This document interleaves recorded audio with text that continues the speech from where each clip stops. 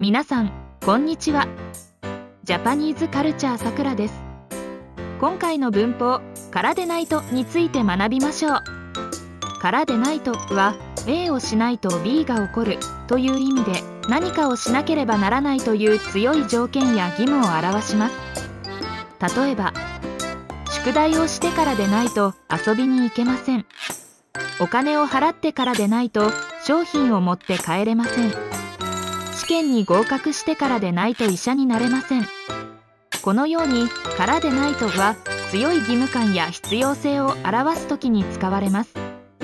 書き言葉よりも話し言葉でよく使われるため、日常会話でもよく使います。